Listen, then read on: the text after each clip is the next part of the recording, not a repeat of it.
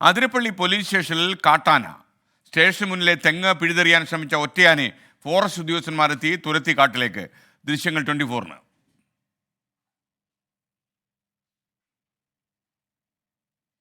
ആനയും പോലീസ് സ്റ്റേഷനും തമ്മിൽ എന്ത് ബന്ധം എന്ന് ചോദിച്ചു കളയരുത്.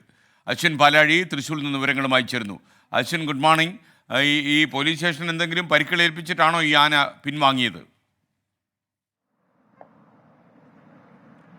എസ്കെൻ, ഗുഡ് മോർണിംഗ്. എന്തായാലും അങ്ങനെ ഒരു വലിയ പ്രശ്നത്തിലേക്ക് പോയില്ല എന്നുള്ളത് തന്നെയാണ് ആശ്വാസകരം. ഇന്നലെ അർദ്ധരാത്രിയോട് കൂടിയാണ് കാടിറങ്ങി വന്ന ഒറ്റയാൻ ഈ പോലീസ് സ്റ്റേഷന് മുന്നിൽ ഏറെ നേരം നിലകൊണ്ടത്. വലിയ ശബ്ദം കേട്ടാണ് പോലീസുകാർ പുറത്തേക്ക് ഇറങ്ങി നോക്കുന്നത്. അപ്പോഴേക്കും ഈ സ്റ്റേഷന് മുന്നിൽ സ്ഥിതി ചെയ്യുന്ന തെങ്ങ്, ആ തെങ്ങിലെ ഓലയും തേങ്ങയും എല്ലാം ഈ ആന പറിച്ചെടുത്തിരുന്നു. ആ തെങ്ങ് കുത്തിമറിക്കാനുള്ള ശ്രമങ്ങളും ഒറ്റയൻ്റെ ഭാഗത്തുനിന്നുണ്ടായി. പിന്നീട് ഇവർ ഈ പോലീസ് ജീപ്പൊക്കെ ഓണാക്കിയും അതിൻ്റെ ഹോൺ അടിച്ചുമൊക്കെ ആനയെ തുരത്താൻ ശ്രമിച്ചെങ്കിലും ആന പിന്മാറിയില്ല.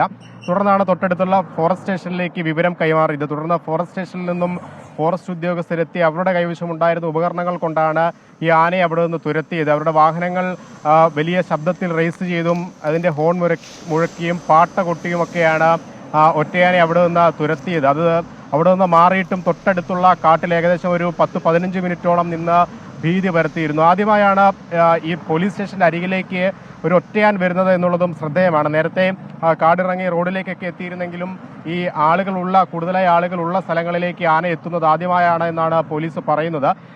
എന്തായാലും വലിയ അപകടങ്ങളൊന്നുമില്ലാതെ അല്ലെങ്കിൽ അപകടങ്ങളൊന്നും ഉണ്ടാക്കാതെ ആന തിരികെ പോയി അതിനെ തിരിച്ചയക്കാനായി എന്നുള്ളതാണ് ആശ്വാസകരം. ഓക്കെ, അശ്വിൻ പാലാഴിയാണ് വിവരങ്ങൾ നൽകിയത്.